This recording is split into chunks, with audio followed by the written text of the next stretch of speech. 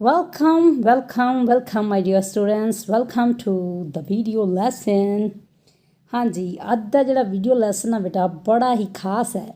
ਖਾਸ ਕਿਉਂ ਹੈ? ਐਕਟੀਵਿਟੀਜ਼ ਤਾਂ ਆਪਾਂ ਕਰਾਂਗੇ ਹੀ 11th ਔਰ 12th ਤੁਹਾਡੇ ਲੈਸਨ ਨੰਬਰ 3 ਦੀ ਵੀਵਲਸ ਖਿਚੜੀ ਕਲਾਸ 7th ਲਈ ਹੈ, ਜੋ ਕਿ ਖਾਸ ਇਸ ਲਈ ਹੋਣ ਜਾ ਰਿਹਾ। ਇਸ ਐਕਟੀਵਿਟੀਜ਼ ਨੂੰ ਆਪਾਂ ਸਿੱਧਾ ਪੜ੍ਹ ਕੇ ਹੀ ਨਹੀਂ ਕਰਾਂਗੇ, ਦੇਖਾਂਗੇ, ਸਮਝਾਂਗੇ ਵੀ। ਬੱਚਿਆਂ ਨੇ ਰੋਲ ਪਲੇ ਕੀਤਾ। ਇਹ ਰੋਲ ਪਲੇ ਲਈ ਆ ਲਰਨਿੰਗ ਟੂ ਸਪੀਕ ਦੇ ਅੰਡਰ ਆਉਂਦੀ ਹੈ ਐਕਟੀਵਿਟੀ।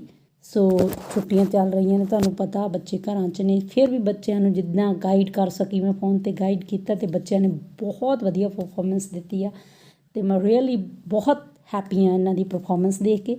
ਆਓ ਆਪਾਂ ਇਹਨਾਂ ਦੀ ਪਰਫੋਰਮੈਂਸ ਨੂੰ ਇੰਜੋਏ ਕਰੀਏ ਅਤੇ ਕਰੀਏ activity number 11। Okay, learning to speak activity number 11 ਦੇ ਵਿੱਚ ਕੀ ਆ? 3 sets of dialogues are given below। 3 set ਦਿੱਤੇ ਗਏ ਨੇ ਡਾਇਲੋਗਸ ਦੇ। ਪ੍ਰੈਕਟਿਸ ਦੈਮ ਇਨ ਕਲਾਸ, ਜਿਨ੍ਹਾਂ ਦੀ ਕਲਾਸ ਦੇ ਵਿੱਚ ਪ੍ਰੈਕਟਿਸ ਕਰਨ ਲਈ ਕਿਹਾ ਗਿਆ। ਕਲਾਸ ਹੋਣ ਲੱਗ ਨਹੀਂ ਰਹੀ, ਸੋ ਫਿਰ ਵੀ ਬੱਚਿਆਂ ਨੇ ਬਹੁਤ ਵਧੀਆ ਕੀਤਾ ਹੈ। ਤੁਸੀਂ ਵੀ ਇਹਨਾਂ ਨੂੰ ਵੇਖ ਕੇ ਇਹਨਾਂ ਸੈਟਸ ਦੀ ਪ੍ਰੈਕਟਿਸ ਕਰਨੀ ਹੈ ਬੇਟਾ। ਓਕੇ, ਨੋਟ ਕੀ ਦਿੱਤਾ ਹੋਇਆ? Teacher must get the dialogues rehearsed one at a time in pairs and small groups। Teacher ਨੇ ਇਹਨਾਂ ਡਾਇਲੋਗਸ ਦੀ ਰਿਹਰਸਲ ਕਰਵਾਉਣੀ ਆ ਬੱਚਿਆਂ ਨੂੰ ਛੋਟੇ ਛੋਟੇ ਗਰੁੱਪਾਂ ਦੇ ਵਿੱਚ ਵੰਡ ਕੇ, ਠੀਕ ਆ। The best 3 groups in speaking for each set will present their dialogues in front of class। ਤਿੰਨਾਂ ਸੈੱਟਾਂ ਦੇ ਵਿੱਚੋਂ ਜਿਹੜੇ ਬੈਸਟ 3 ਗਰੁੱਪ ਹੋਣਗੇ ਉਹਨਾਂ ਨੂੰ ਕਲਾਸ ਦੇ ਸਾਹਮਣੇ ਉਹਨਾਂ ਦੇ ਡਾਇਲੋਗਸ ਪ੍ਰੈਜ਼ੈਂਟ ਕਰਨ ਲਈ ਕਿਹਾ ਜਾਊਗਾ। The teacher must help the student to understand the text and speak as instructed in the square brackets. Okay, ਉਹ ਕਹਿੰਦੇ ਟੀਚਰ ਆ ਜਿਹੜਾ ਉਹ ਬੱਚਿਆਂ ਦੀ ਹੈਲਪ ਕਰੂ ਇਹਨੂੰ ਸਮਝਣ ਵਿੱਚ ਜੋ ਟੈਕਸਟ ਦਿੱਤਾ ਗਿਆ, ਠੀਕ, ਅਤੇ ਬੋਲਣ ਵਿੱਚ ਜਿਹੜੀਆਂ ਇੰਸਟਰਕਸ਼ਨਸ ਦਿੱਤੀਆਂ ਗਈਆਂ ਨੇ ਬ੍ਰੈਕਟ ਦੇ ਵਿੱਚ ਉਹਨਾਂ ਨੂੰ। ਚਲੋ ਜੀ, ਹੁਣ ਆ ਜਾਓ ਸੈੱਟ ਨੰਬਰ 1। ਮੈਂ ਤੁਹਾਨੂੰ ਪੜ੍ਹ ਕੇ ਪਹਿਲਾਂ ਸਮਝਾ ਦਿੰਦੀ ਹਾਂ, ਫਿਰ ਤੁਸੀਂ ਬੱਚਿਆਂ ਦੀ ਪਰਫੋਰਮੈਂਸ ਚੈੱਕ ਕਰਿਓ। ਅਕਬਰ ਟੂ ਬੀਰਬਲ। ਅਕਬਰ ਕਿਹਨੂੰ ਕਹਿ ਰਿਹਾ? ਬੀਰਬਲ ਨੂੰ ਕਹਿ ਰਿਹਾ। Tell me one thing Birbal, do you think a man will do anything for money? Okay, ਫਿਰ ਬੀਰਬਲ ਕੀ ਜਵਾਬ ਦੇ ਰਿਹਾ? ਬੀਰਬਲ ਅਕਬਰ ਨੂੰ, ਯੈਸ ਯੂਅਰ ਮੈਜੈਸਟੀ। ਓਕੇ, ਫਿਰ ਅਕਬਰ ਫਿਰ ਪੁੱਛਦਾ ਕਿਹਨੂੰ? To Birbal. All right then prove it. Order ਦਿੰਦੇ ਹੋਏ ਕਹਿੰਦਾ ਤਾਂ ਇਹਨੂੰ ਪ੍ਰੂਵ ਕਰੋ। ਲਓ ਜੀ, ਹੁਣ ਆਪਾਂ ਇੰਜੋਏ ਕਰਦੇ ਹਾਂ set 1। Sukhpreet Kaur, student of 7th class, acted as Birbal। Navjot Kaur acted as Akbar। So enjoy। Hello everyone, I am Sukhpreet Kaur. I am acting as Birbal. I am Navjot Kaur.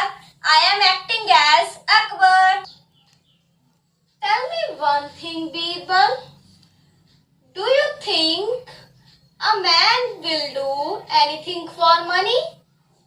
Yes, Your Majesty. This Brahmin is ready to do anything for the sake of money, Your Majesty. All right. The prove it. Thanks. ਸੋ ਬੱਚਿਆਂ ਨੇ ਬਹੁਤ ਵਧੀਆ perform ਕੀਤਾ। ਤੁਸੀਂ ਵੀ ਇਹਨੂੰ ਘਰੇ rehearsal ਕਰਨੀ ਆ, ਬੋਲ ਕੇ ਵੇਖਣਾ, ਠੀਕ ਹੈ। ਸੈੱਟ 1। ਹੁਣ ਆਪਾਂ ਸੈੱਟ 2 ਵੱਲ ਚੱਲਦੇ ਹਾਂ। ਸੈੱਟ 2 ਦੇ ਵਿੱਚ ਕੀ ਆ? ਉੱਥੇ 2 ਜਣਿਆਂ ਦਾ ਰੋਲ ਪਲੇ ਸੀ, ਇੱਥੇ 3 ਜਣੇ ਨੇ, ਅਕਬਰ, ਬੀਰਬਲ ਅਤੇ ਕੌਣ ਆ? ਬ੍ਰਾਹਮਣ।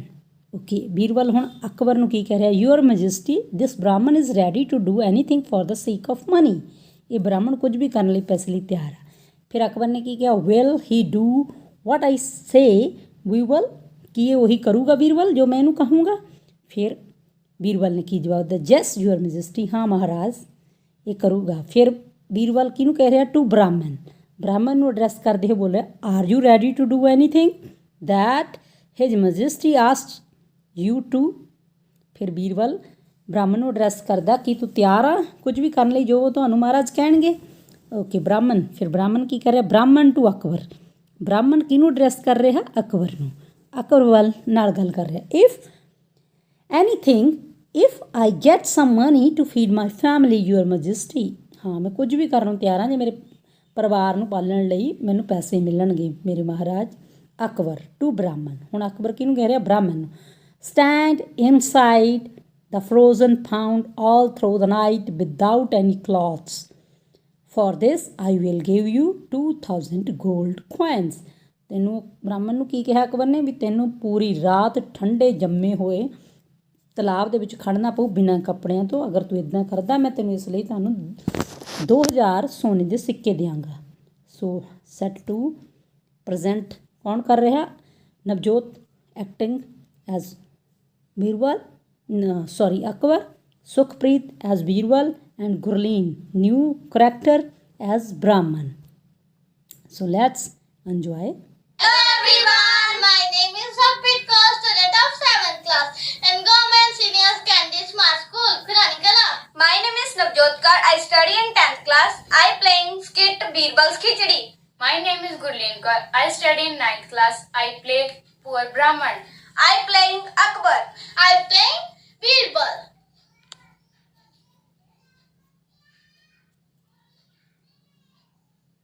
Your Majesty, this Brahman is ready to do anything for the sake of money.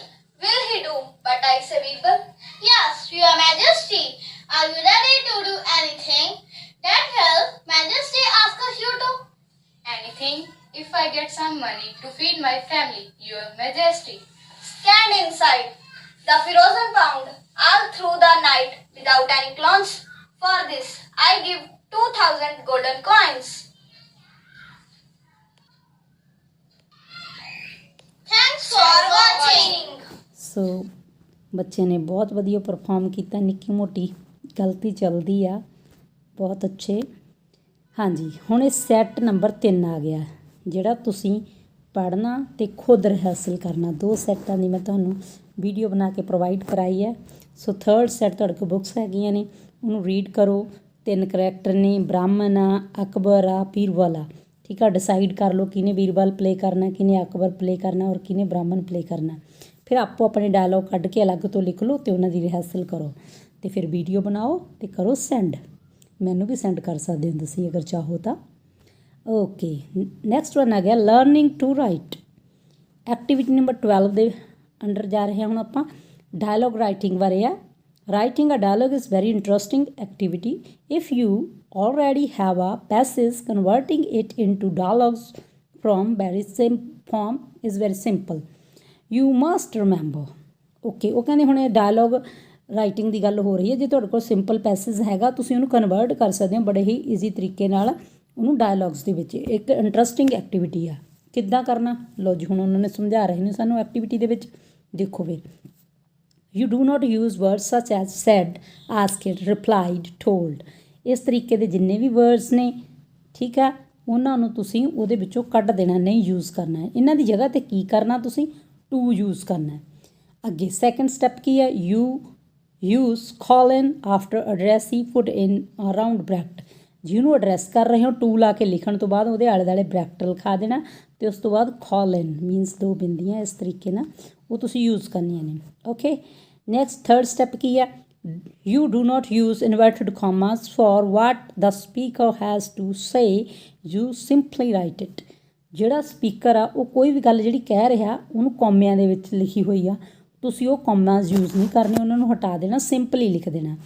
ਸੋ ਆਓ ਹੁਣ ਆਪਾਂ ਚੈੱਕ ਕਰਦੇ ਹਾਂ।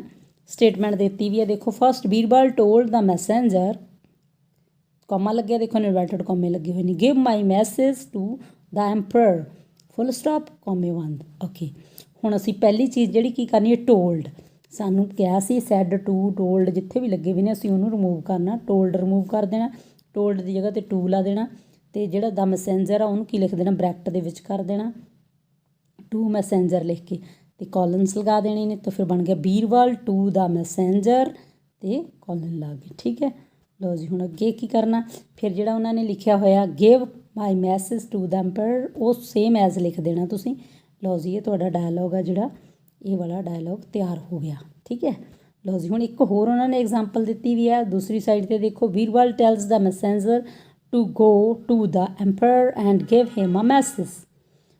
ਠੀਕ ਆ, ਹੁਣ ਇੱਥੇ ਟੈਲਸ ਲੱਗਿਆ ਹੋਇਆ, ਪਹਿਲਾਂ ਤਾਂ ਅਸੀਂ ਟੈਲਸ ਰਿਮੂਵ ਕਰਾਂਗੇ, ਉਹਦੀ ਜਗ੍ਹਾ 'ਤੇ ਟੂ ਲਾਵਾਂਗੇ। ਮੈਸੇਂਜਰ ਨੂੰ ਹੀ ਕਿਹਾ ਗਾ, ਟੂ ਦਾ ਮੈਸੇਂਜਰ ਲਿਖ ਲਾਂਗੇ। ਸੋ ਆ ਜਾਓ ਅੱਗੇ ਅਤੇ ਫਿਰ ਕੀ ਕਰਾਂਗੇ? ਬਾਕੀ ਸਟੇਟਮੈਂਟ ਨੂੰ ਸਿੰਪਲ ਲਿਖ ਲਾਂਗੇ। Birbal to the messenger, bracket ਲਗਾਇਆ ਅਸੀਂ, ਸੈਮੀਕੋਲਨ ਲਗਾਏ। ਸੋ ਫਿਰ ਕੀ ਆ ਗਿਆ? Go to the emperor and give him a message. Simple ਕਰਤਾ, ਲਿਖਤਾ। ਸੋ ਇਹ ਹੋ ਗਿਆ। ਹੁਣ ਜਿਹੜੀ ਐਕਟੀਵਿਟੀ ਨੰਬਰ 12 ਆ ਬੇਟਾ, ਸੇਮ ਹੀ ਆ। ਇੱਥੇ ਸਾਨੂੰ ਸਟੇਟਮੈਂਟ ਦਿੱਤੀ ਗਈ ਆ ਤੇ ਅਸੀਂ ਇਹਦੇ ਡਾਇਲੌਗਸ ਬਣਾਉਣੇ ਨੇ।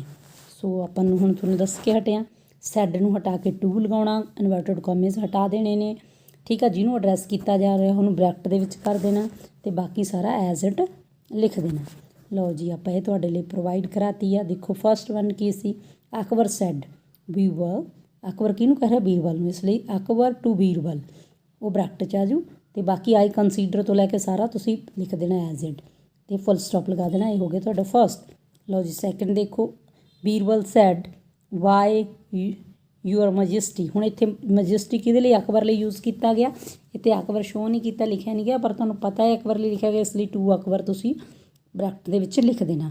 ਬਾਕੀ ਸਾਰਾ ਸਿੰਪਲ।